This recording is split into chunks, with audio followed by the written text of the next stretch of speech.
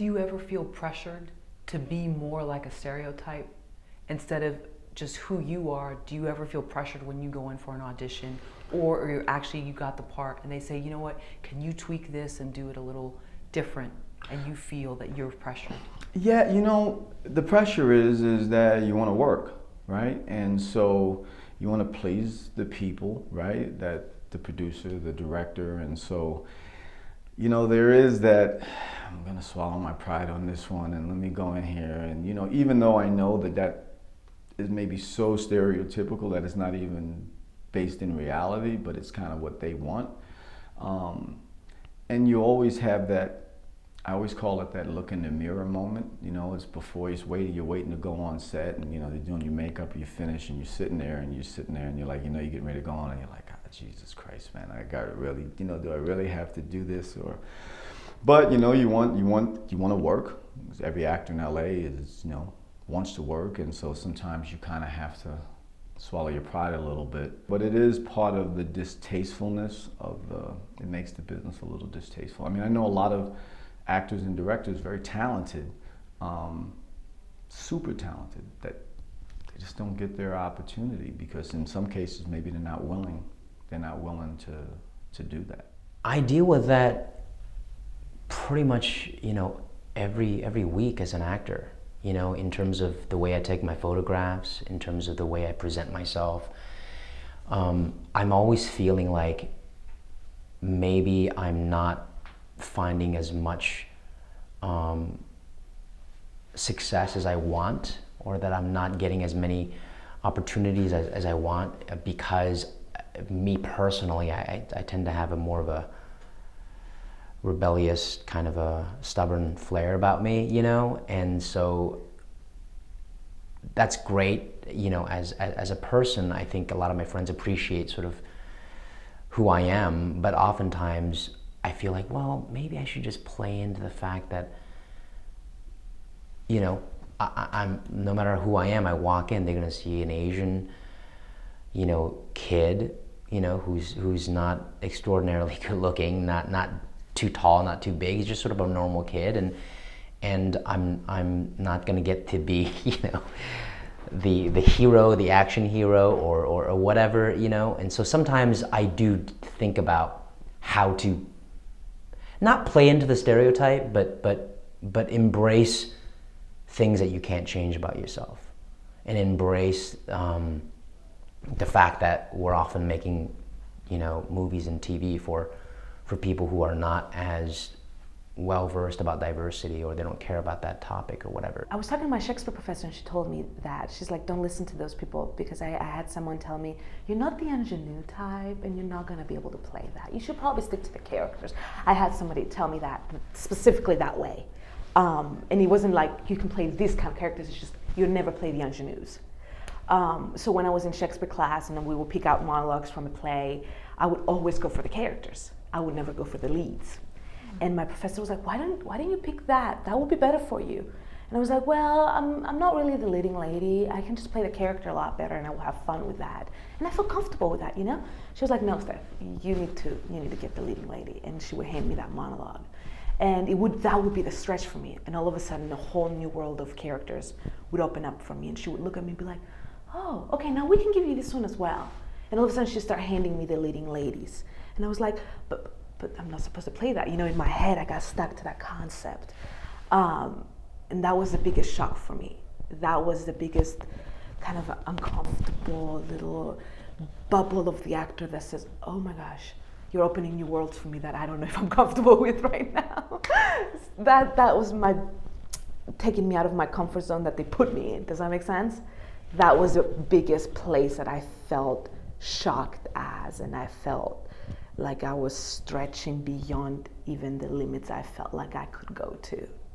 I feel a bit insulted when someone talks to me, or you're reading something, and I was reading for this feature movie, and you should be the thug. You know, you should be. And I'm like, well, wait a minute. I have more to my character than that. You know, it's more, but I know that's just, they're thinking that because of whatever social ideas that have been ingrained in their heads, they just automatically flip that switch. Oh, you should be the thug, or you should be the robber, or you should be someone who's negative. And it really kind of turns you the wrong way.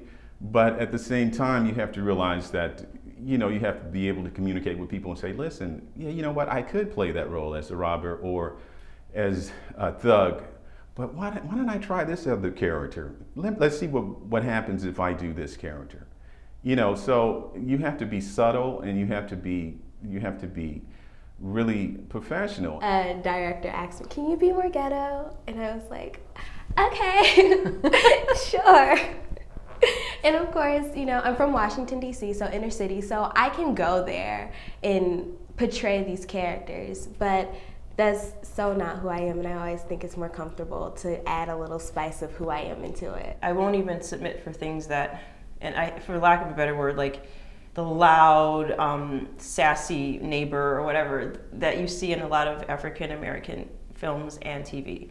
And it's kind of hard because you don't want to like say, okay, that's just bad, you know, because there's lots of people that do that work, but I've always fought, even in my personal life, with as an African American, not being either black enough or being just too articulate, if that makes sense. And that's ridiculous, I know, because what else would I be?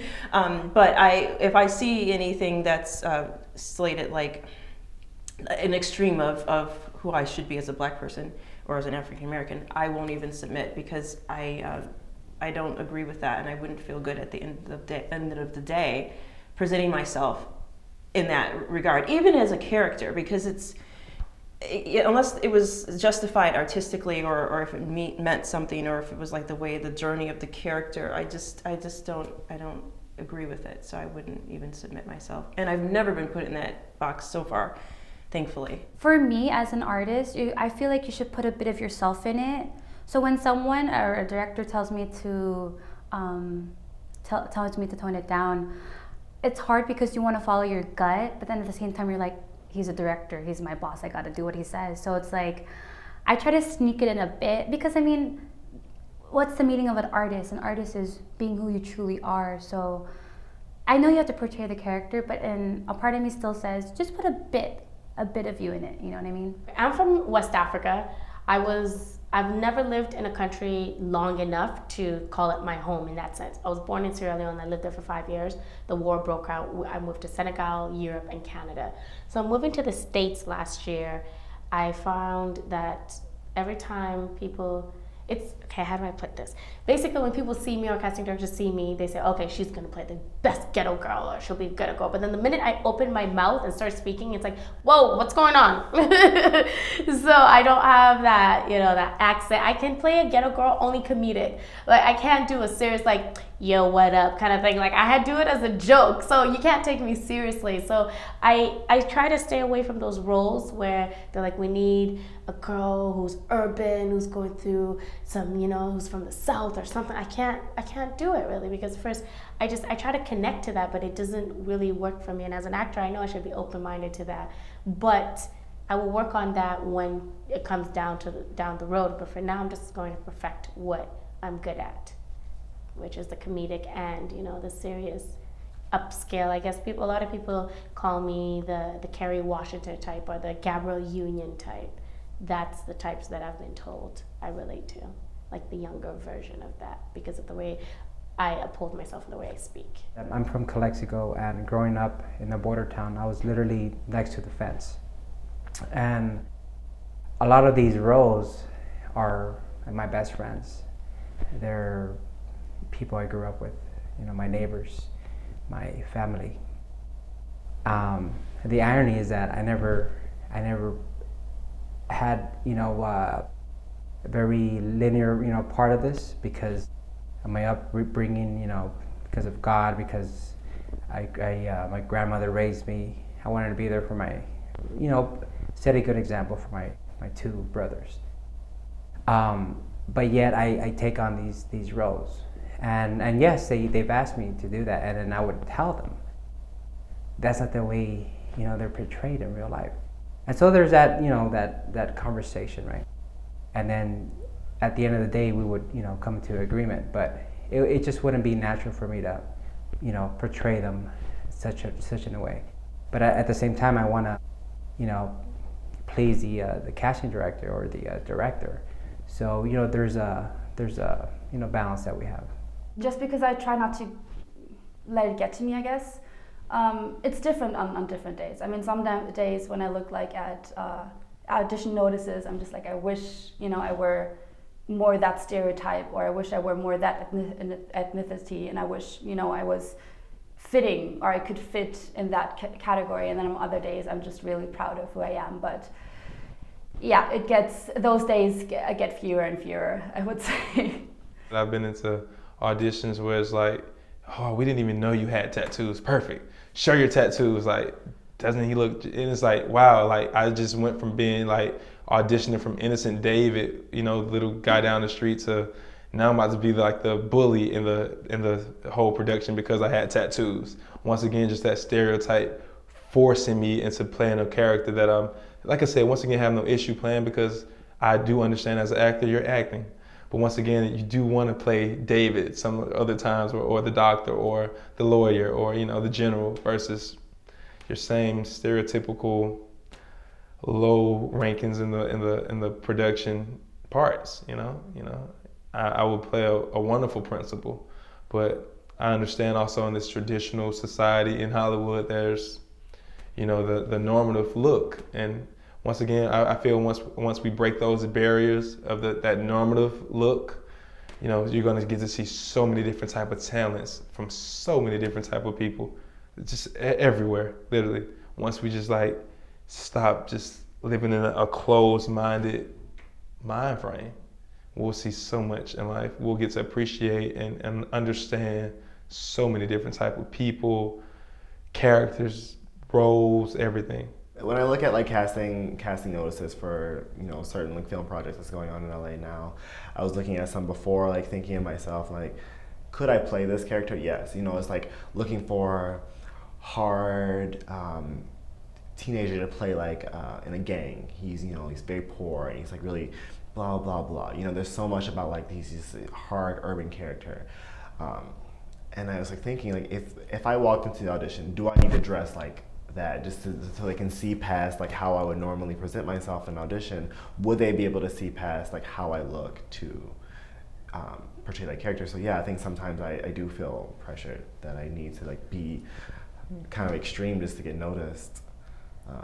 Even though I am very confident in my talents and abilities as an actor, I feel like sometimes like image plays so much into like what you're able to get cast in just from like that first interaction with the casting director.